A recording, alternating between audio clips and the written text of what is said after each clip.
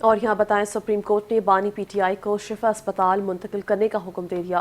Supreme court نے بانی P T I کو اگلی سماعت تک شفا اسپتال منتقل کرنے کا حکم دیتے ہوئے کہا کہ میڈیکل بورڈ تشکیل دیا جائے۔ مزید جانتے ہیں اس رپورٹ میں۔ بانی پی ٹی آئی کی جیل سے اسپتال منتقلی کا تحریری حکم نامہ جاری کر دیا گیا۔ بانی پی ٹی آئی کو 2 روز میں اسپتال منتقل کیا جائے۔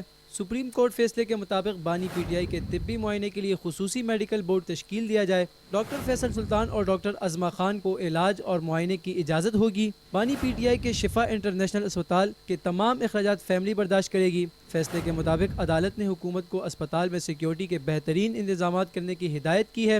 بانی پی ٹی آئی کی میڈیکل رپورٹس میڈیا اور عوام میں شیئر کرنے پر پابندی ہوگی۔ بانی پی ٹی آئی کی ہفتے میں 2 بار بیٹوں سے ٹیلی فون پر بات کرائی جائے۔ اسپتال میں کسی بھی قسم کی سیاسی اجتماع پر مکمل پابندی عائد ہوگی۔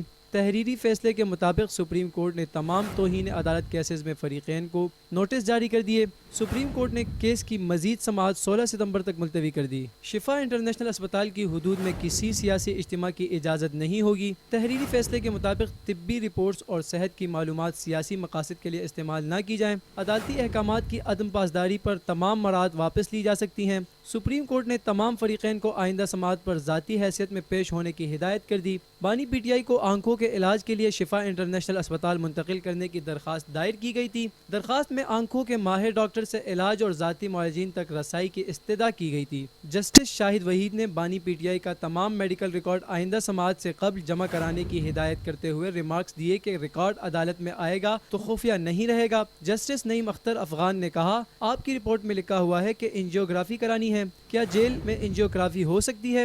جس پر ایڈوکیٹ جنرل اسلام آباد نے کہا باہر اسپتال سے ہو سکتی ہے۔ جسٹس شاہد وحید کا کہنا تھا بانی پی ٹی آئی کی نہ نبض نارمل ہے نہ ہی دل۔ میڈیکل رپورٹس کے مطابق بانی پی ٹی آئی کے وائٹل آرگنز متاثر ہونا شروع ہو گئے ہیں۔ فاضل جج نے استفسار کیا، بہنوں کی ملاقات کے حوالے سے کیا کہتے ہیں؟ جس پر ایڈوکیٹ جنرل اسلام آباد نے بتایا کہ اگر کوئی قانون کی خلاف ورزی کرے گا تو ملاقات نہیں ہوگی۔ جس پر عدالت نے کہا اگر وہ قانون کی خلاف ورزی کر رہا ہے تو آپ بھی کریں گے۔ بہنوں سے ملاقات کوئی احسان نہیں، ان کا بنیادی حق ہے۔ ریاست کا کام نہیں کہ قانون کی خلاف ورزی کرے۔ اسلام آباد ہائی کورٹ کی ہدایات پر عمل کیوں نہیں ہو رہا؟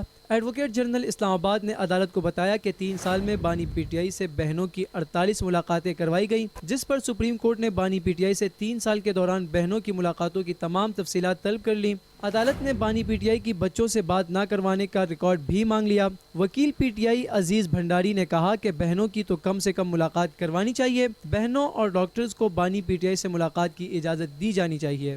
جسٹس نعیم اختر نے ریمارکس دیے کہ پی ٹی آئی کو بانی کی صحت پر سیاست نہیں کرنی چاہیے۔ عزیز بھنڈاری نے کہا کہ بانی پی ٹی آئی کا شفا انٹرنیشنل اسپتال میں مکمل چیک اپ کرایا جائے۔ جس پر جسٹس شاہد وحید نے استفسار کیا، کیا اس بات کی گارنٹی ہے کہ باہر آ کر میڈیا ٹاک نہیں ہوگی؟ وکیل نے کہا ڈاکٹر عظمہ کا وکیل ہوں اور ان کی ہدایات کے مطابق ہی گارنٹی دے رہا ہوں کہ ڈاکٹر عظمہ اور ڈاکٹر عاصم ملاقات کے بعد میڈیا سے گفتگو نہیں کریں گے۔